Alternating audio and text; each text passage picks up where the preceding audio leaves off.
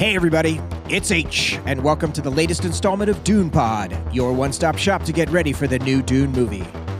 This week, I'm joined as always by my co-host Jason. Yeah, he had his face veil sensor on. No problem. It's good for preventing against Dune COVID also. And by poet and spiritual advisor, Protolexus. Get off Facebook? On this episode, we discuss the third book in Herbert's hexology, Children of Dune. We cover the dangers of living inside our own information bubbles, challenging family reunion dynamics, and laser tigers. If you're enjoying the show, we need your help. Be like fellow listener Ix Jones, who was also the best man at my wedding, and leave us a 5-star rating and a review wherever you listen to your podcasts, as it really helps new listeners find the show. And now, without further ado, Children of Dune. Do you want to give us your thoughts on how right we were about Rogue One? Or do you want to talk about, like the role of Darth Vader as the most iconic bad guy in history? Or you just want to start some shit, like right from the beginning? Yeah, I don't know if I want to start anything. I will agree with a lot of the thoughts about how beautiful of a movie that is. I do think it's up there in terms. I think it's, to me, of the new Disney Star Wars films, I think it's the prettiest out of the lot. There's just some gorgeous, amazing shots that I love. Yeah, it is gorgeous. It's interesting. So you had the comment about the color palette being muted in the Dune trailer. Can you speak to that just a little bit more? Because that was interesting. I guess that was just one of the things that I noticed about it, is that it seems rather drab. And, we've talked about Dune before in the sense that there's not a ton of detail in the books as to what things look like, or at least he describes characters, he describes uniforms, but I don't know, like I think there's a lot left open to interpretation. I can't wait to see what happens. I think, the grounded look is the part that I always love about Denny, having things look so real. Yeah. And I remember for so long thinking you could never get an ornithopter to look real. Like it would just never look like it would move appropriately. Yeah. And all of a sudden we're at a time where they can do it and it looks perfect and it looks real and awesome. Yeah. Yeah. I love the way that ended up looking in the trailer. Like I said, in the VM, that was always been one of my favorite parts of Dune. So I think they really nailed that. And I think you're right. Denny's movies, it looks like one of his movies. So you can't really fault him for that, I guess. Totally. Well, Protolexus, welcome back to Dune Pod. Glad to be back. Glad to be covering the source material once again. It's been a while. There's a lot has happened since you were last here. Gosh, it's been 2 years? It's been like at least 4 years since we talked about Dune Messiah. Jason has flipped all the way around from not believing the movie would come out to being nervous about the movie coming out. So there's a lot of ground shifting. Yeah. I'd feel a lot better if the movie wasn't coming out now at this point. Whereas before, for just all the reasons, like I don't want it to do bad at the box office. I'm not going to be able to go see it selfishly. Right. I would prefer if they announced, they started showing TV ads, and notably the TV ads do not say the release date. So I'm holding on hope that they decide to push the release date. Yeah, that would be amazing. Well, we're happy to have you back. This is our continuing journey tonight through Herbert's hexology. And tonight we are doing Children of Dune from 1976. That is the third book after Dune and Dune Messiah. And we're doing part 1 tonight. And then next week on Dune Pod, we will be doing part 2. And in just 2 weeks from tonight, we will have the Rat King himself, Mike Isaac, joining us for Zardoz. Oh, wow. It's a big tone shift going from Children of Dune book read through to Zardoz. Have you seen Zardoz, Prot? Do you have a take? No, I might watch it, though. That's the one with Sean Connery in a loincloth, right? You are correct, sir. It sure is. It sure is. This might be my time. Yes. It's just chock full of questionable body hair choices from everyone involved. All right, well, without any further ado, why don't we jump into Dune news? Would you like to know more? Dun, dun, dun, dun, dun. I literally only have one piece of Dune news, and it's barely Dune news. I saw Tenet. Oh, that's great. What did you think about it? It was really good. So I decided we haven't had theaters open in the Bay Area for 6 months. And so it was amazing to have the theater open up. I was watching it similar to Danny. There had been no tickets sold. There ended up being about 5 people in the theater. So it felt relatively safe.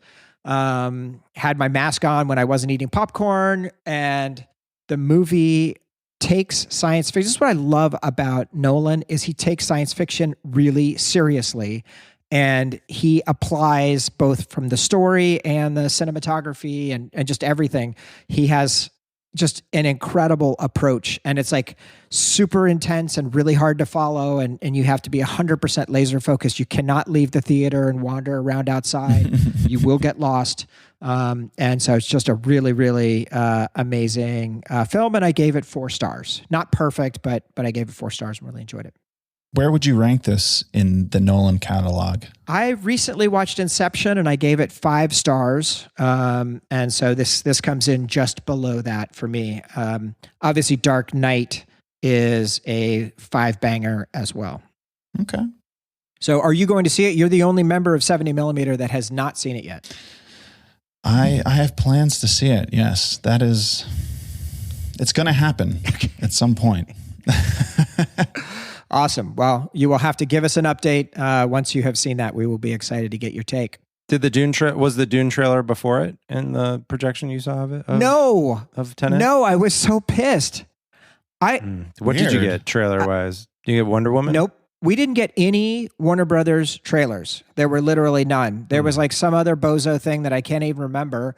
And then I was like ready for them to bust out the 3 trailers they were supposed to do, and there were none of them. So bums. That sucks. That's a bummer. Yeah, that was tough. But it did give me some thought that some people are going to care enough and are going to go see Dune no matter what. Not enough. Not enough people are going to go. You saw Tenet, which should be like Inception and it should be a full theater. Like it should not be with 5 people. Oh, I agree. It's just, come on, Warner Brothers. I know you're listening. Don't release this movie into empty theaters. Don't do that to Denny. He deserves better from you. Also, you have like nothing else. You need this to work. This is the one. Yeah. All right. Any other Dune news that I missed? A lot of toy news this week. Break it out. A lot of, I mean, there's like all the Funko Pops have already been announced and are mostly available for order. The Jessica one glows in the dark, apparently, and it is her in her formal arrival veil. In the gold. It looks lovely. Giant head. And then the Mcfarland toys, like the 7-inch Mcfarland highly posable toys, also got released. And they're doing a thing there where it's like each toy comes with a part of the Raban toy. And so you have to buy all of the individual toys to assemble the Raban toy like Voltron. Right. Which is kind of cool, I guess. Why Raban, though? Seems odd. I don't know. Because I think they put a lot into the Baron Harkonnen one's like a 12-inch figure. That's like a really fancy one. Can I ask? Sure. How many Baron Harkonnens are they going to sell? Like I just looked at it and I was like, what's the retail on the 12-inch Baron? Oh my God, it's got to be like $30-$40 probably. I can't imagine there's a lot of people buying these. I don't know. Yeah, margin's got to be pretty good though. But I don't know. Yeah, it doesn't seem like a real. I don't understand the toy market. That's not really my thing. Is Dune? Are they going to have like the Dune underoos and the like the Dune diapers and still suit underoos? I would totally, if the Honest Diapers did like a special like holiday edition Dune pack, we would buy those 100%. There's not enough children Dune tie-in as far as I'm concerned. We did try to dress last October. We tried to dress my son, who was less than a year old at that time, as the closest to I could find as a sandworm. But it was like a caterpillar. So you had to kind of like we pinned like the legs back. So it looked more worm-like. I don't think it really sold it, but he looked cute. In other toy news, other Dune merchandise news, a lot of images from the forthcoming board game released this week, which like both helped which shows that it's pretty closely designed with information from the movie. There's a lot of like iconography, like the Fremen tribal sigil is like in the Dune board game. And they also have a card that has like an illustration of one of the carryalls which we only get a brief glimpse of in the trailer. And so it shows like they've got some inside intel if you want to like see what some of the ships might look like and such. Cool. Final piece of Dune news, I guess.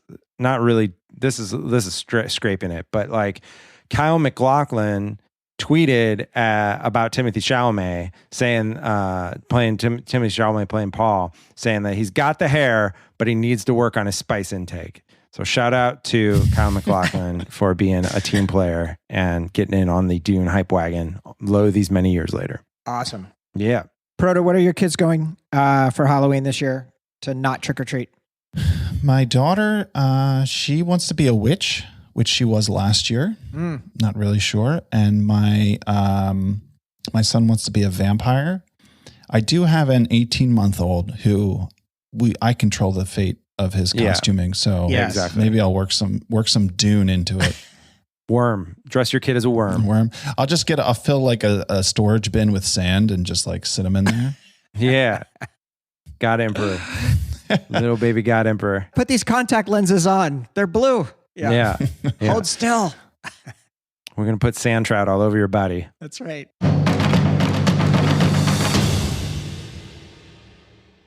All right. Well, shall we go ahead and get into this? Let's do it. Yeah, I'm ready. All right. Well, here we go.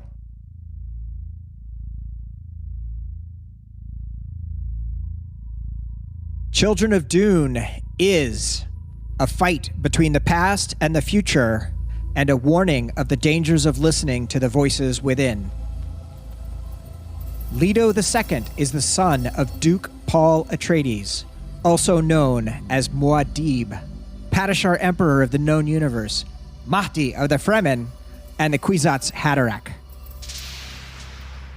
Alongside his twin sister Ghanima, Lido will inherit the throne their father abandoned 9 years ago when he walked alone into the desert on the night the twins were born and their mother died. Now Lido, born with access to the memories and personas of every ancestor dating back to Agamemnon, will be betrayed, hunted, and tested by his enemies, which include even his closest family and friends. Lido is faced with the choice of whether to fundamentally change the fate of human history forever, but at the cost of his own humanity. Will he survive long enough to set the Empire on the golden path and take his place as the God Emperor? Children of Dune. Yes. Dun dun dun. Spoiler, yes, he does. Because the next book is called God Emperor of Dune. That's right. Minor spoilers. You know, we talked about Dune sort of being a lot of signposting, but was very much kind of like this Paul as the hero, and then Messiah as Paul, you know, kind of being on this kind of bummer path. And so now we're picking up 9 years later with Paul's kids. And it's kind of intense. It starts just even from the very beginning. The first scene is the children sleeping and you have lights going over the kids. And so it's like an instant hunter-seeker type callback, at least in my reading of it. But then they're like, oh, it's Stilgar. So you feel good. This is great. It's just our old pal Stilgar.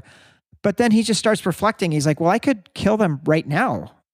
And then, you know, maybe things would be different. Yeah. Uncle Stilgar kind of in a funk at the beginning of this. But it does start, like, I guess the thing about this book that I just love is that there's so many point of view characters. Like there's so many different chapters written from different people's points of view. And so you get like this, you know, you start off with this like kind of internal Stilgar POV, which like the book doesn't return to terribly often. But it's like a fun vantage point to kind of like bust into. And like throughout the book, there's like lots of chapters that are written from the perspective of like Duncan or Aaliyah or like, you know, Ferodin. Like there's all these like kind of other characters that you haven't really seen their internal life that well. And so it kind of really, it makes the character landscape of the Dune universe much more rich than almost any of the other books.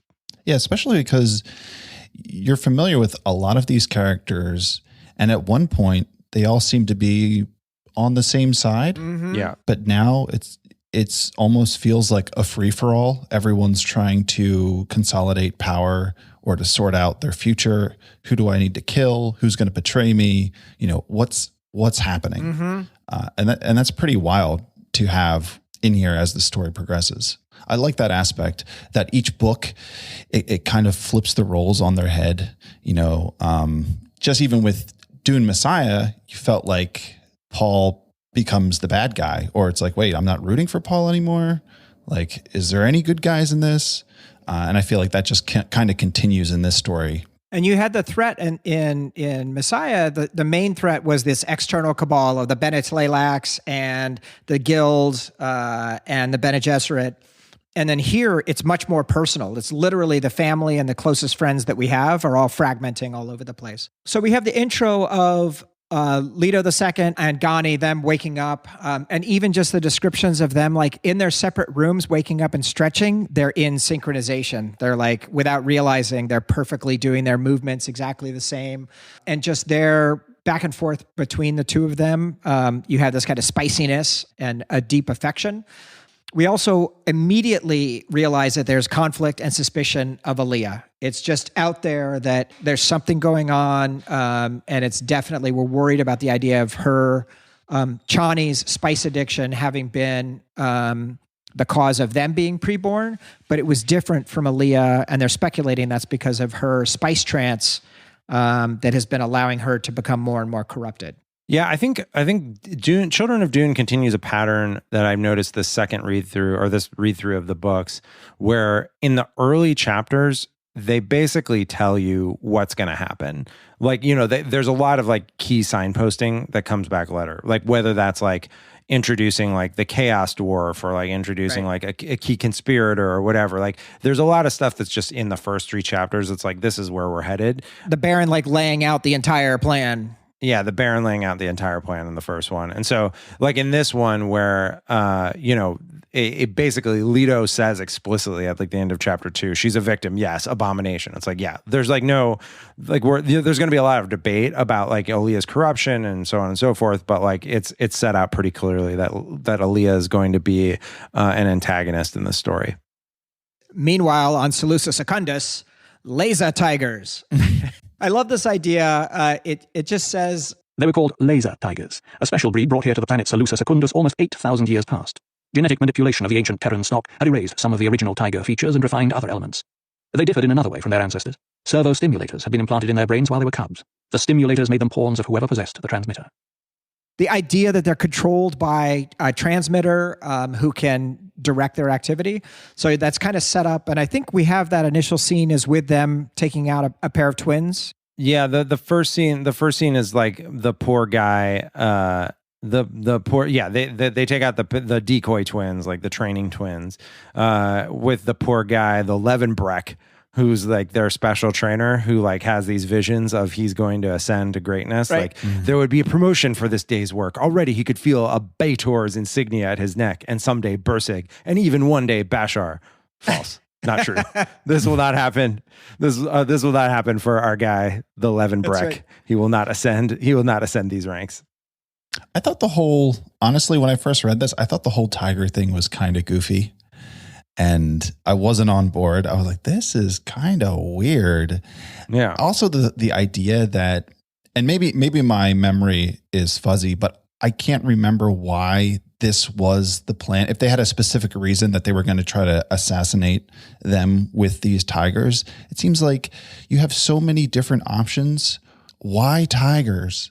Well, so I mean, I don't think it's specifically stated in these terms. I like that it's tigers here's my interpretation of why it's tigers. One is it's like a plausible deniability thing, like, hey, they got eaten by tigers, like who can say? Like, and then like 2 is like assassination is so common in this universe that like the common ways are all like super, like you have your mentat like to protect right. against, whether that's poisoning poisoning, which has like the special words to refer to poison in the drink versus poison in the food because poisoning is so common.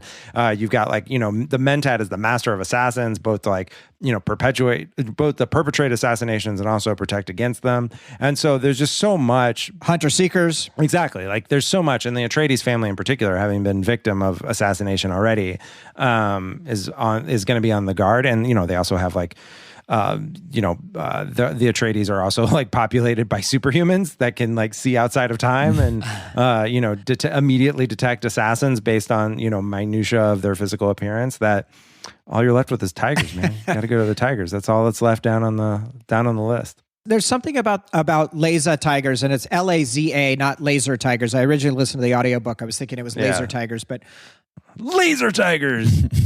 Something about, genetically and electronically modified tigers feels very 1960s sci-fi to me. Like it feels like kind of a classic golden age sci-fi element. So I thought that was kind of cool. But so we do cut from Seleucus Secundus over back to Dune, and we have both the return of Jessica to Dune and the introduction of the preacher. So this is a key character through the book, and I love the way he is developed through the story, and it's not clear what's going on, and we don't have to say now exactly what's going on with the preacher, but it does have this great quote. The Fremen must return to his original faith, to his genius in forming human communities. He must return to the past, where that lesson of survival was learned in the struggle with Arrakis. The only business of the Fremen should be that of opening his soul to the inner teachings. The worlds of the Imperium, the Lanzarat, and the Chom Confederacy have no message to give him. They will only rob him of his soul. The preacher at Arrakeen. And this definitely follows up with what we established in Messiah, that basically the Fremen took Paul, they made him their Mahdi, they began worshiping him, and then they became just degenerate and hedonistic, right? And they just sort of fell apart. And I think that's the preacher railing against that. I think the hedonistic part is part of it, but I don't think that's like the complete thing that the preacher is kind of against. Like the preacher is trying to tear down Paul Muad'Dib's legacy because of the problems that were created by having a Messiah. One of the references that I really liked for sort of reading more about Children of Dune was again one that we've talked about in previous read-throughs, which is Tim O'Reilly's book on Frank Herbert. And he talks about sort of that particular element, and he says, as Children of Dune argue, to hide from uncertainty in the unconsciousness of an absolute belief, a perfect society, or a divine Messiah may work for a time, but the eventual result is a devastating collapse in which uncertainty rushes back in, often to the accompaniment of social chaos. And so the problem that the preacher is railing against is this notion of absolute societal control that a Messiah offers, which is just ultimately a recipe for disaster in a truly infinite, chaotic universe. Proto, any thoughts on that as a spiritualist yourself? Oh, well, the thing I love about the preacher is just the allusions to Scripture and the New Testament, specifically of John the Baptist, right? He's a prophet coming out of the desert, but in this it's kind of inverted, where instead of having the one who makes the way before the Messiah, like John the Baptist came before Jesus Christ, in this he comes after Muad'Dib, right? Which is pretty neat. And there's a ton of just things that he says and actions that he takes that mimics stuff in the Bible that I found really, really fun and compelling. I love that take of that inversion there, and I want to follow up on that next week when we get to the end of part 2. So the arrival of Jessica, she shows up, and I love this idea that she's just been hanging out on Caladan with Gurney, boning down with Gurney, exactly. But also this idea that she has now she's sealed the breach with the Bene Gesserit, and she is now fully back under Bene Gesserit control and working towards their aims. And this idea of her arriving, moving as the mother of God. The human sea emitted a sound like the hiss of a giant sandworm as Jessica emerged. She raised her arms in the benedictory to which the priesthood had conditioned the Imperium. With significant pockets of tardiness, but still like one giant organism, the people sank to their knees. Even the official party complied. Jessica had marked out the places of delay, and she knew that other eyes behind her and among her agents in the throng had memorized a temporary map with which to seek out the tardy. like some people didn't sink to their knees fast enough, or they were slightly resistant, and that Gurney's guys immediately are in the crowd. They're grabbing people, they're killing or capturing, and just that within 3 minutes, Jessica's already established herself as a powerful new force on the planet. Yeah, it's quite a return to Arrakis for Jessica Atreides. She just like shows up and is like, yes, hello, I have returned. All of you who did not bow quickly enough will be seized by my men and questioned. It's pretty audacious. It's great. I love the return of Jessica because she's been missing in action for quite a while now. Yeah, and Stilgar approves of her direct and effective action. So I love that as well. So then Jessica and Aaliyah have their reunion, and Jessica immediately identifies her as Abomination. There's no question. There's no, like, she says, knowing that there was no way to hide what she had learned, Jessica did not even try concealment. Aaliyah could read the minutiae when she needed, could read as well as any adept of the sisterhood. She would already know by Jessica's behavior what had been seen and interpreted. They were enemies for whom the word mortal touched only the surface. Yikes. Hey, Mom. Yikes. Oh, it is you, my enemy. Yeah, tough one. Tough reunion. Not great. Not like a really nice mother-daughter Mother's Day brunch. Right. With some bottomless mimosas. It's a little more frosty. But this is tough. So like put yourself in this headspace. Like imagine a world, Proto, where you walk in and you see Winnie and she's your mortal enemy. That is such a dramatic concept to put a mother and child in that much of conflict. Yeah. But I'm not trained under the Bene Gesserit, so I don't think I can handle it as well as Jessica. Mm. And she's like a dutiful soldier in that way, which is striking. I mean, Jessica has such a fascinating story arc through these 3 books. Mm-hmm. Like what a journey she has gone through. A kind of almost like full circle, because this whole thing starts because she does what she's not supposed to and has a son, mm-hmm. And sets all these gears in motion. But now she's back. And I guess maybe she's seeing that her daughter, that's not really her daughter anymore anyway, Right. Yeah, there's this great scene we'll get to later, but just since we're talking about it now, where Lido meets with Jessica, and he basically is like, he's like, I know why you're here. And she's like, oh yeah, you think the sisterhood would stoop to blackmail? And he's like, oh, I know they would. They coded it sweetly. They told you to investigate the rumors about their daughter. They fed your curiosity and fears. They invoked your sense of responsibility, made you feel guilty because you fled back to Caladan. And they offered you the prospect of saving your grandchildren. Jessica could only stare at him in silence. It was as though he'd eavesdropped on the emotional meetings with her proctors from the sisterhood. And it's a really great scene. But like in general, it goes to the point of Jessica comes back because she thinks she needs to save her grandchildren.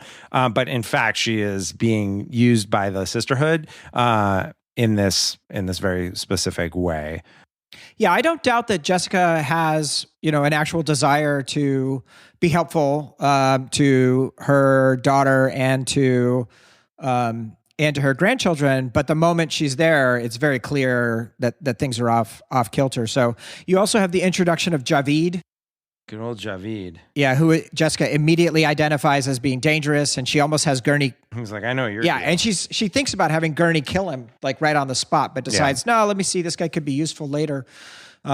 We also have the Gurney and Jessica. They do a whole set of interrogations, and they have they've discovered that some of the people. They talk of Jakarutu, which is this legend of an abandoned secret sietch. And as soon as they spoke the name, they died, a conditioned heart stopper. They're also trying to figure out what the deal is with the preacher. And so the questions, it's a blind, older, Fremen guy.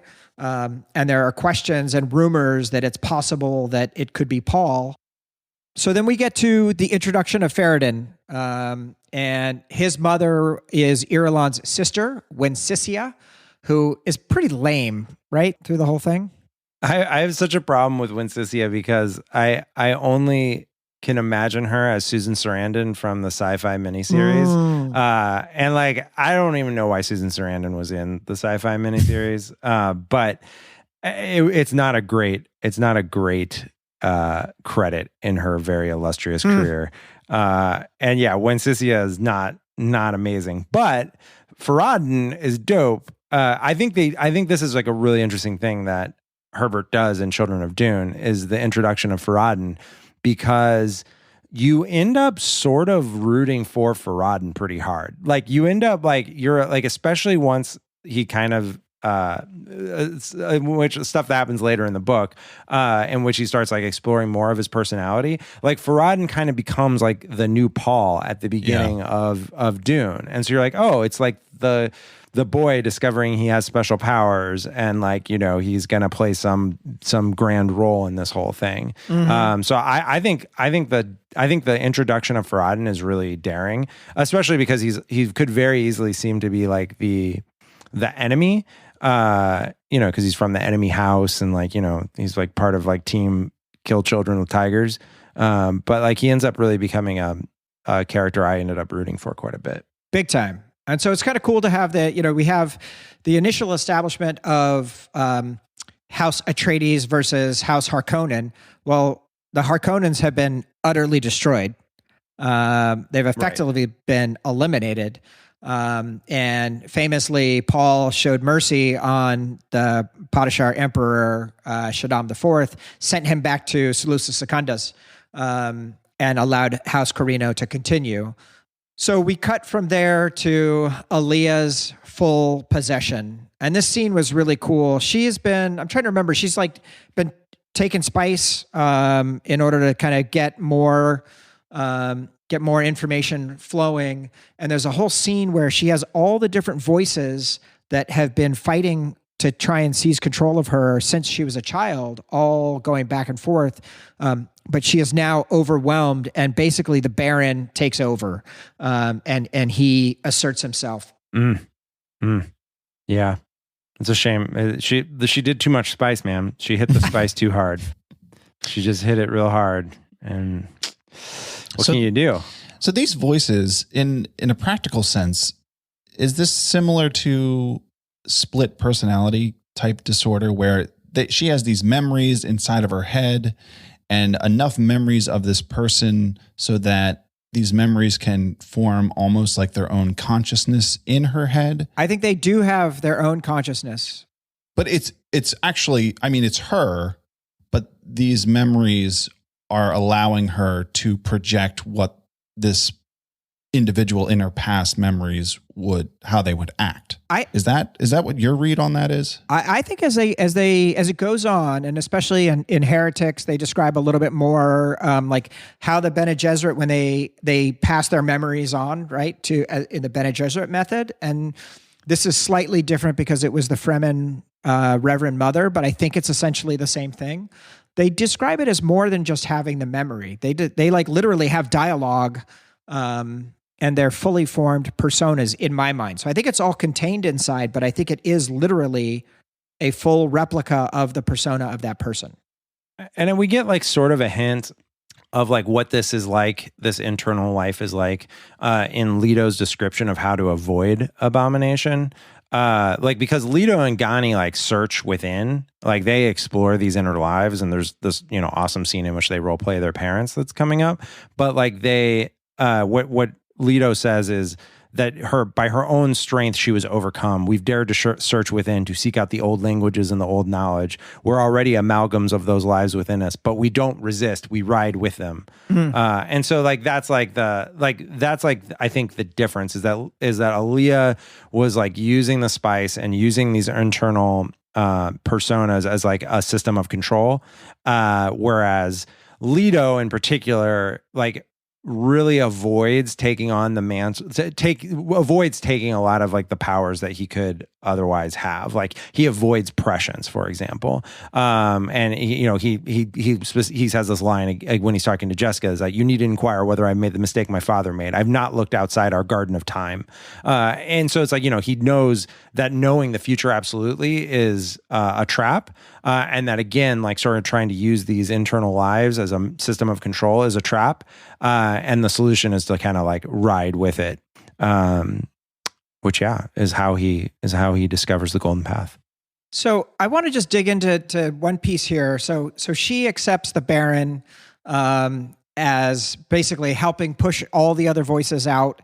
And his deal is like, let me just have some control every once in a while, Yeah, a little taste. Just a little. Yeah, when you're with your lover, when you're young, with the young Javi. Yeah, like let me take the controls exactly. Then.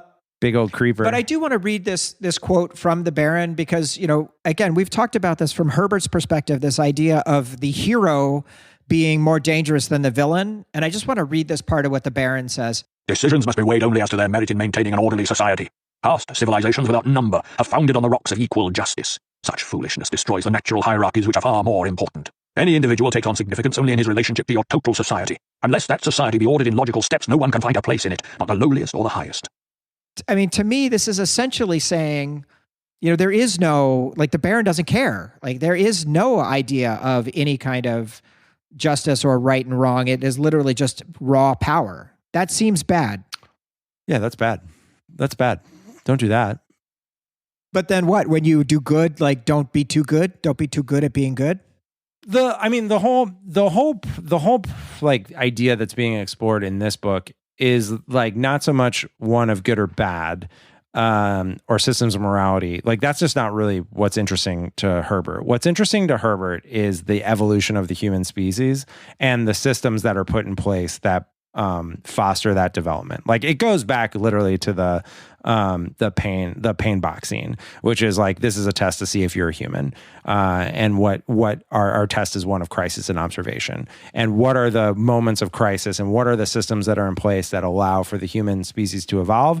And what are the ones that where people go too far and institute so much control, that only chaos comes about. Like those are kind of that's the big idea I think that Herbert's playing with. Tim O'Reilly has a quote about that. Well, actually, Tim O'Reilly quotes Frank Herbert saying this.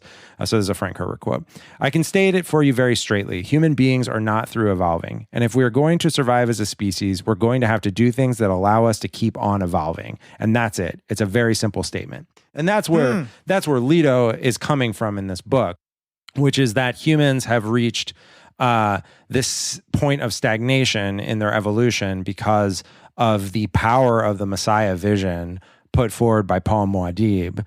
And that system has failed humanity, and that he needs to define a new path, a golden path forward, in which he is going to take control of the evolution of mankind at a genetic level. Like he's going to have a breeding program that surpasses the Bene Gesserit breeding program. And that he himself, Lido, is going to be the crisis that forces humankind to evolve after this long period of stagnation, control and stagnation. Yeah. So Proto, what is the evolution that humanity needs in 2020? Like what should our evolution be?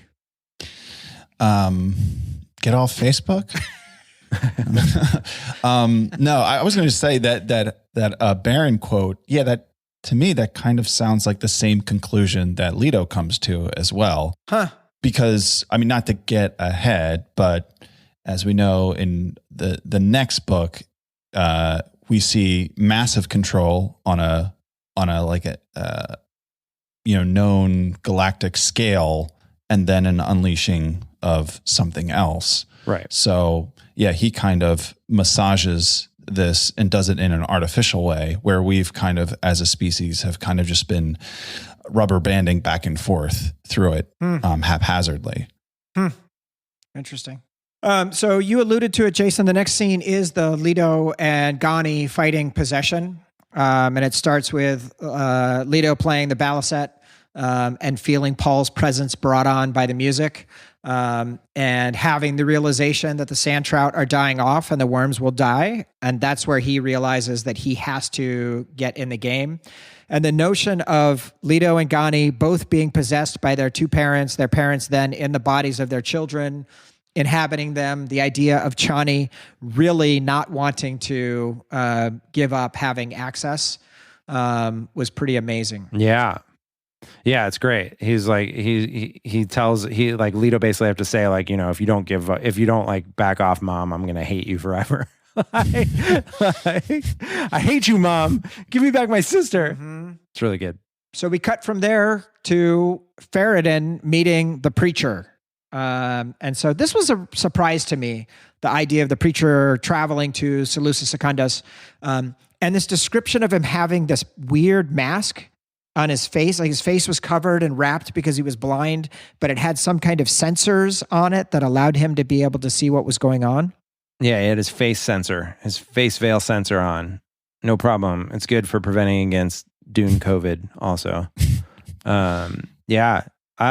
They do kind of get in this one because Jessica later goes to Seleucus Secundus and the preacher goes back and forth. They kind of get into like space travel, not really that big of a deal. You can just kind of pop on over from Arrakis to Seleucus Secundus. You just need like a guild navigator to do his, like, you know, his space whale dance for you and pop you right on over. You can pop right back. It is weird that there's very little hopping between planets in this series.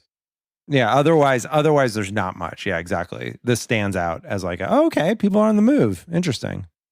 So Ferodin meets the preacher. The preacher agrees to interpret his dreams, but then says that he won't necessarily tell them what they actually mean. He's just going to interpret them himself, which leaves those guys pretty pissed off. Tiekenik, his Bashar, and him. And those guys are kind of pushing really hard on the preacher and getting mad at him. And I like the preacher's response. He says, "I dare such words because you stand at a crossroad. You could become admirable, but now you're surrounded by those who did not seek moral justification." So this idea that he's pushing Ferodin to take things seriously and to learn and to be driven by something more than just revenge or desire, which is what Paul was driven by, when he assumed the mantle. Mm-hmm. Mm-hmm. Okay, so then we have the Lido and Jessica showdown, which you discussed. This is a great scene. A great scene. The thing that frustrated me on this is, so Lido wants Jessica to let Aaliyah kidnap her and send her to train Ferodin. That's his plan. That's what he wants to happen. And Jessica, in my opinion, comes off as completely overmatched. She's like just ignoring him and kind of just downplaying and not paying attention. And he is running absolute circles around her. Yeah, he runs right over Jessica in this scene. Yeah. I think it's kind of well done because I think it kind of tells you like, okay, like, because that's like one of the themes, one of the ideas in general is that like people continually underestimate Lido and Gani because they're children in physical form, but they're not children mentally or experientially. And so, like, and she knows that, but she doesn't know that from her own lived experience in the same way that they do. And like Lido, even among the preborn is kind of the, he's got the real moves here. So yeah, I love that. I love that stuff, man. It's great. He just takes it right to her. Yeah. As a reader, if you had any doubts as to where this was going, if Lido was going to be successful with his plan at this point, you're like, okay, it's game over. We're just going to see what he does to win at this point. Now, it's worth saying, like, he does run over her in this scene. However, like, later in the book, Jessica gets the upper hand on Lido pretty significantly, right? Like, they capture Lido. Like, and so, it's not as though she's got no moves whatsoever. Let me just ask this. Let's imagine it's 2027. And production is beginning on Children of Dune, the film. This will be the fourth film in the Dune series. Right? 1, 2, 3, 4. Yeah. So do you obviously I never watched the sci-fi miniseries version of Children of Dune, but it's James McAvoy, right? Mm-hmm. Yeah. James McAvoy's Lido too. He's probably 18 or 20 or something at that point. Like, do you cast Lido and A Ghani child? as 9-year-olds? Like you literally make them little kids to really force it in? I think it's a little tough. Both because they got to do a lot of physical stuff. And like, I just don't think they'll convey, I think it's impossible for an actual 9-year-old to convey the kind of physical, like to convey like in this scene, I think it's impossible for an actual 9-year-old to feel like you're going to win against an adult. But so yeah, I'd probably age them up a little bit. Maybe get like like someone who's actually, 18, but like could play 12 or something like that. Yep. Yeah. Proto, what do you think? Yeah, I think that's your only option unless you de-age Timothy Chalamet to be a 9-year-old boy. To play the boy. I think it's hard. I think it's really hard. Like I get the concept. Part of this for me is like, as a reader of a book, you can just accept that it's happening. And you don't have to actually look at it and see it. Because it is true if Jessica's talking to a 13-year-old or a 14-year-old, it's harder to appreciate her not taking him seriously versus a 9-year-old. If it's actually a 9-year-old small child, it's easier to imagine that someone would be confused about what's happening. I think that's right. I mean, I'm also on board with just changing the story to the fact that they're not kids, they're 20 years old, and just change the years in the timeline. Yeah. All right. So then we have the arrival at the preacher at Aaliyah's temple. And so the preacher comes there. At this point, I've been asking the whole time, like, is it Paul? Isn't it Paul? And I had actually forgotten since rereading what the deal was. But at this moment, it becomes pretty clearly established that the preacher is, in fact, Paul Muad'Dib. I like this scene because she's trying to like, this is the one, right, where she's trying to sneak up and get closer. Mm-hmm. Yeah, I love that because she's really trying to figure out who this is.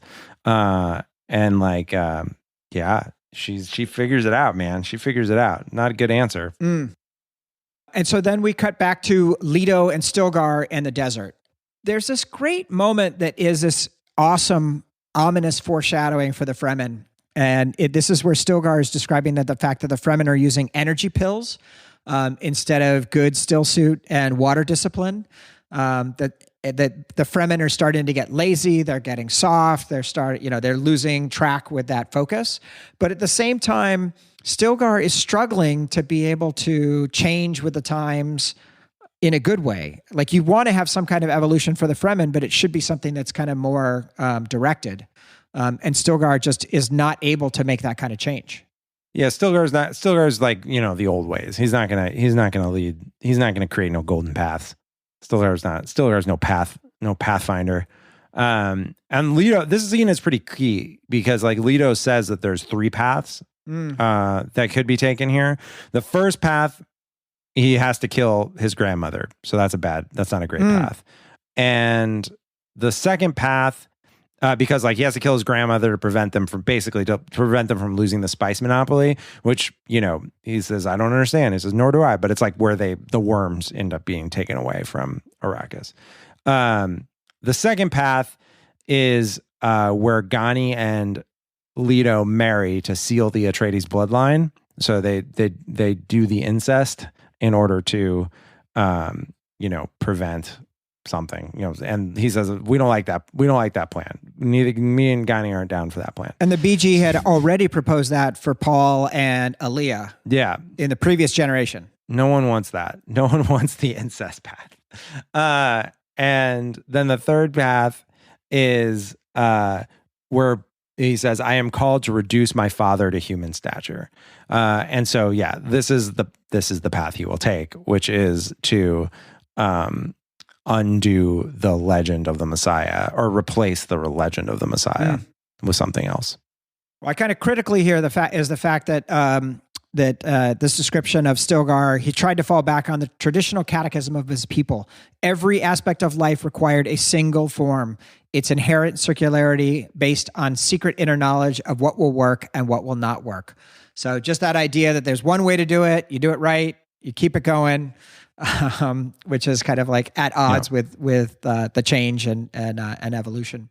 Can I just say that the saddest part of this book is just seeing what twerps the Fremen have turned into. From the first book, our heroes, the baddest of the bads, living in the desert, better than the Emperor's own troops, those death troopers, reduced to, socialites who don't even wear still suits anymore. Yeah. So sad just reading all of that part of this book, and just like, so how far have they fallen in just a couple generations? Yeah.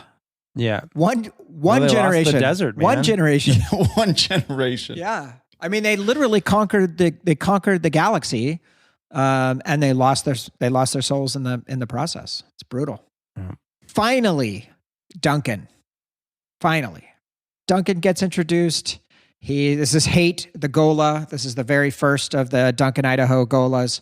And he is not fooled for a second by Aaliyah and her possession by the Baron. He sees it 100 miles away. And so to me, this is again another scene where, in my opinion, Aaliyah is completely overmatched. And he's just like, he's running circles around her again on what's going on. Mm-hmm. It's hard. So we have Jessica, the push by several of the Naibs to put her on the council, Aaliyah's council. And you see the idea that Aaliyah really has become evil and become difficult. And then we have this assassination attempt that happens where literally Aaliyah's assassin tries to kill Jessica, who immediately sees it coming, dodges out of the way.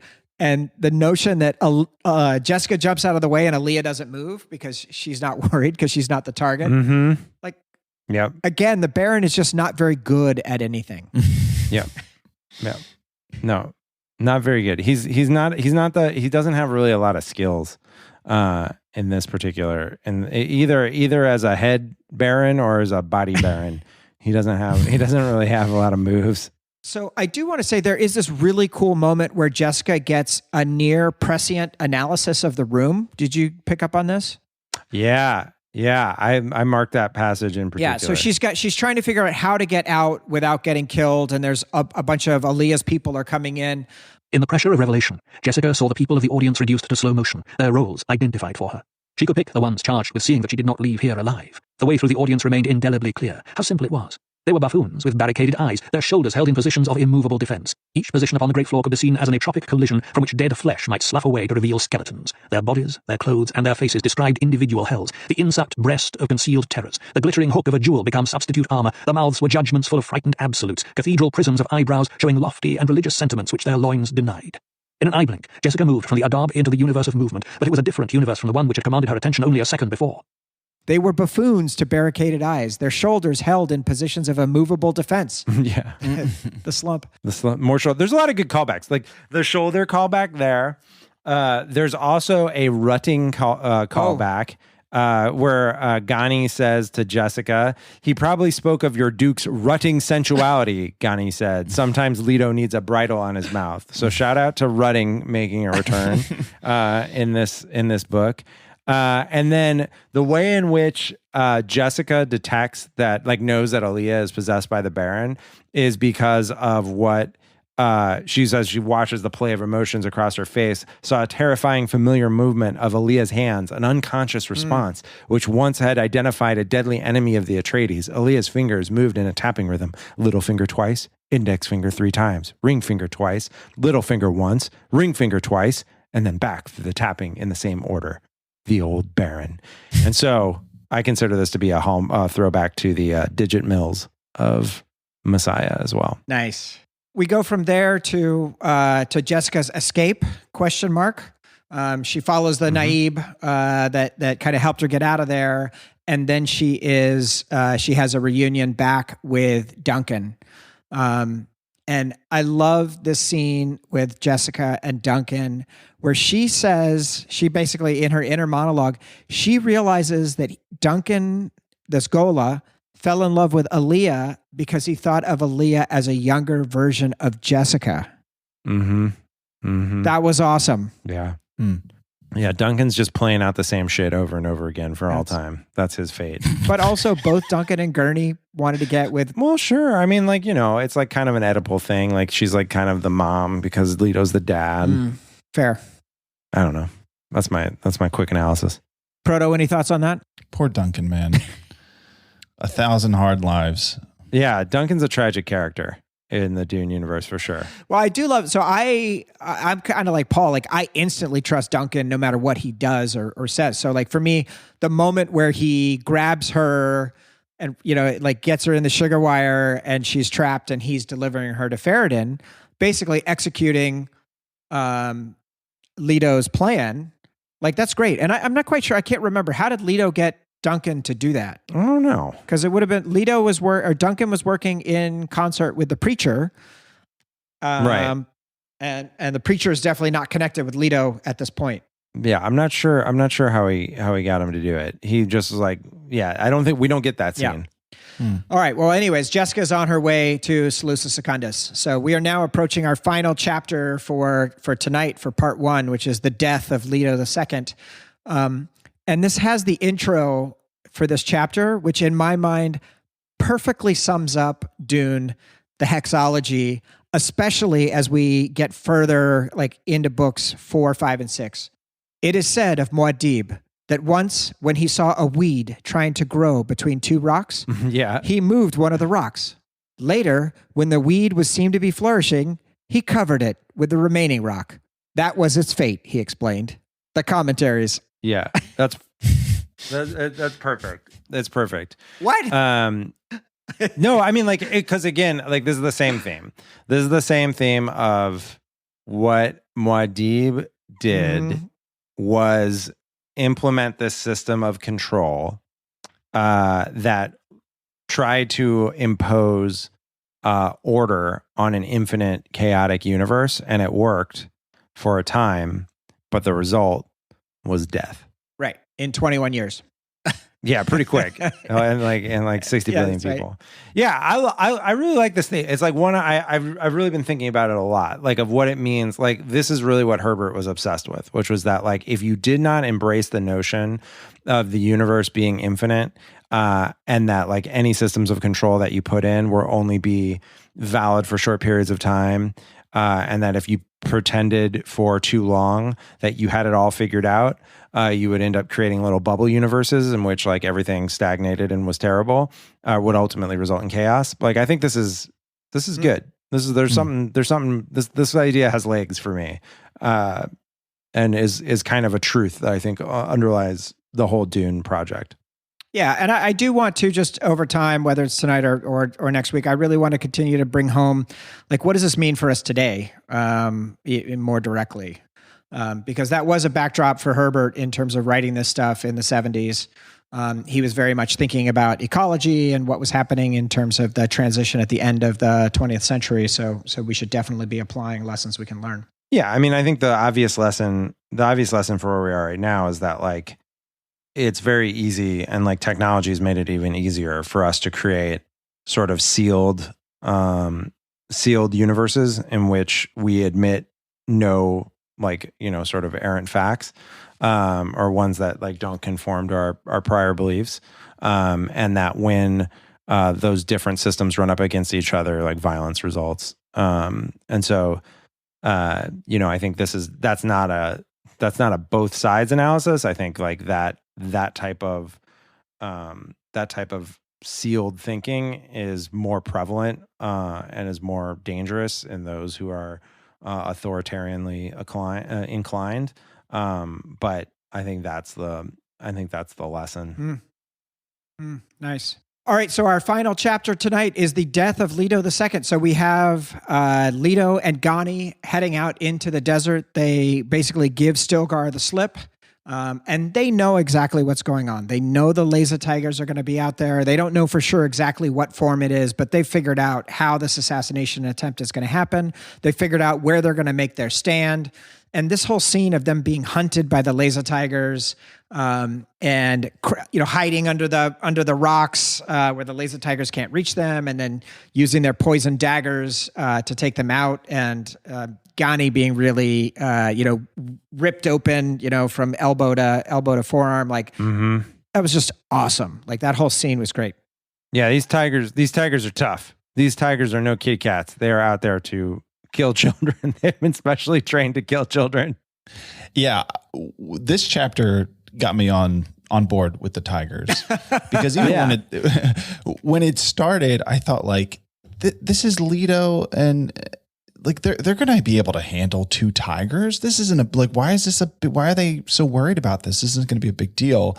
But just what they go through just shows like how deadly this situation truly is. And it did this is like adventure. Like this is something's happening. There's excitement. There's kind of stuff going on. So it's kind of nice to have some of that in the book. You do have a very critical part about this of Lido, I think, secretly knew that it was going to be him. He was going to be the one that was going to go off and go for the golden path. He sort of alludes that it could have been either Ghani or him that has to step up and do this. But basically, Ghani undergoes a form of hypnosis such that she believes that he is dead. So when the truthsayers ask, she can say that Lido is dead, even though he is now heading out into the desert. And so... That's a good move, man. That is a good move. The self-hypnosis into believing that your brother was actually eaten by the tiger is a good move. And one of those like kind of great little Dune details that I appreciate. Even the way Herbert does it, like she says it, and she's like, she's already grieving. So you know that she's really feeling it. I just thought that was super cool. Yeah. Herbert, somehow he manages to introduce some new amazing concept technique that characters take on that like blow your mind and are like so cool.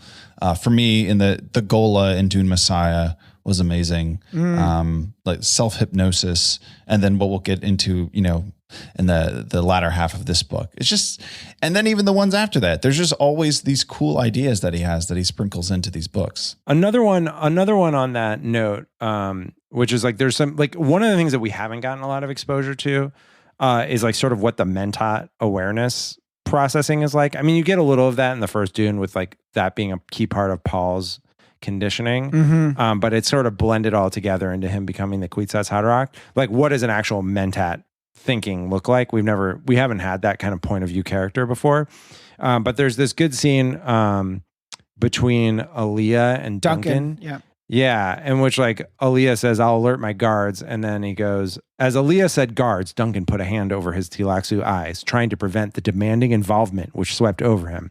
It was Rajaya, the movement of infinity as expressed by life, the latent cup of total immersion in mentat awareness, which lay in wait for every mentat. It threw his awareness onto the universe like a net, falling, defining the shapes within it. He saw the twins crouching in darkness, white claws raked in the air about them. Like, so he just like knows in this scene that because he's seen this is when they receive the garments from House Carino. He just has this like flash, this demanding awareness, the Adab, which like, Herbert uses in other parts of Dune, that like the tigers are coming. Jessica described the Adab as well. Yeah, exactly. Yeah. I love it. I love that. There's some really good mentat shit. I mean, it feels like it's essentially an assertion that there's an element of prescience, or I guess in the case of mentat, like if you can consider all of the options of an infinite set of options, you can sort of have effective prescience. Yeah, I mean, this is again like Herbert's obsession with the evolution idea, which is that like in this far future, humans have evolved to develop new capabilities of whether it's prescience or hypercomputing or like intuitive awareness. Like they've developed these new parts of our consciousness, and whether through training or breeding or whatever, or environmental exposure to melange or crisis. And what does it mean when humans evolve in this way? And what are the challenges of a universe in which these new abilities or these new types of humans exist in the world? And what kind of trouble do they get into? Find out next week on Dune Pod. Yeah.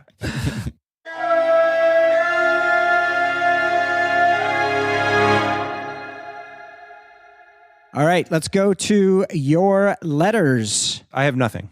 I will say up front, I have nothing. Don't worry about it. It is not a problem. Our top agent in Austin, Texas. Oh, yes. Has us covered. Oh, thank God. Corey, like, I just want to tell, we have a lot of new Dune Pod listeners over the course of the last couple of weeks. Like, we have doubled our audience, which has been amazing. Welcome and thank you. We're glad to have you here.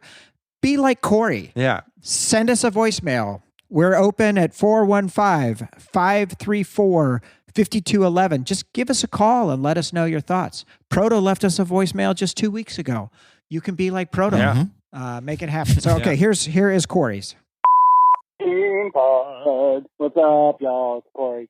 What a good Rogue One episode. Man, I haven't seen that film since the theater, and I've never revisited it. And listening to that, I actually was feeling that Star Wars vibe getting rekindled. I'm telling you, Star Wars fatigue is real, and I've been suffering from it for a while. The new movies look really pretty, and I still haven't watched the last one that came out, which I know there's some controversy there in the studio about it. So, but you guys were killing me with all the OSHA stuff. That was really great in the Ewok A conference room. A friend of mine and I were laughing really hard about that. She was telling me that she would love for you guys to do a Star Wars spin-off pod. She could totally hear you guys killing that. Ooh. But I don't know if there's enough room in the world for another Star Wars pod. I don't even know if there's a lot of Star Wars pods out there. But and I think it was last episode you guys were talking about the views of the Dune trailer, like beating out Batman. I think Batman fatigue is real as well. Like a new Batman movie, and it's like, who cares at this point? And I love Batman, but I'd much rather see a Dune movie. But that's why I'm calling Dune Pod. Hell yeah. That pod. So anyway, great Rogue One episode. I have to look at it. I also felt when I initially watched it, that crazy excitement for some hot Vader action. That was like so good. Vader Prot. And the music was really good. And it was a nice change from John Williams, just to have a little bit of a different score going on there.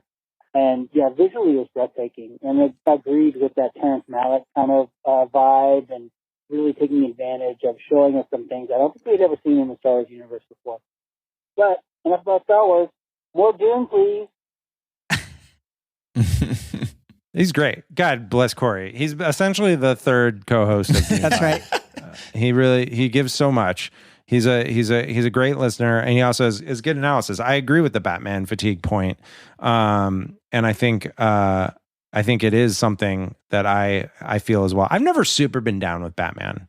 I have to confess, he's never been my favorite superhero. And like in this particular moment, I don't know if we've made this point already, but in this particular moment in history, is like a billionaire vigilante really what the world is down for? Like, it just doesn't seem to meet the moment. Yeah. At all. I hear you. I'm a big Bat fan. And so like I'm into it, and I'm definitely into our Pat as Batman. I think that is an interesting piece. But I get it. That is actually one of the most beautiful parts about Dune, is the fact that it is a brand new, open and ongoing IP that there's a lot of great territory to look at. Yeah, and it's like, and as we said, like in the beginning, on the very first Dune pod, is like, why not more adaptations of Dune pod, or not Dune pod? Yes, more adaptations of Dune pod. Why not more adaptations of Dune? Like, you might as well, just do a whole bunch of stuff, set different things in different parts of the universe. The universe is like got this whole long history. You don't need to be precious about it. Choose a different point of view. Valerian, like, what's going on with the? Yeah, what's going on with the Ix? We don't know. Yeah. Speaking of which, is that I haven't heard anything about that TV series. Is that still in the works? Haven't heard anything about it either. They did online. They had pictures of the pitch book, the Bible, that had like gorgeous artwork and stuff that they put together. We'll provide a link in the show notes. Another link we'll provide in the show notes is to this clip that was going around this week, in which Robert Pattinson went with it with this crazy. He refused to get a Southern dialogue accent. coach for the Southern accent and devil all the time. Listen to me. I ain't gonna take the blame for no bastard child. It would ruin me, man. You can understand that, can't you? Yeah. And whoo, it was he made a choice. He made a real choice in that movie. Yeah. I watched the clip. It was, I found it confounding, although our good friend Ian, who was on the podcast for No Country, said that it actually was really good. I think he gave it 3.5 stars. Okay. So, Proto, did you recently watch some Malick? Are you getting on that train? Yeah, I watched Days of Heaven. So good. I didn't love it. I thought it was good. Like, it's very pretty, but I thought the story was kind of weak. But yeah, I love Terrence Malick. I want to watch more of his movies. What was your other, Tree of Life or Thin? Yeah, Tree of Life changed my life. I haven't watched it. Yeah, I'd love to revisit that at some point. Nice. I also want to see his newest movie, A Hidden Life. That looked crazy. Yeah, I think that's on HBO Max right now. Yeah, that looked absolutely gorgeous.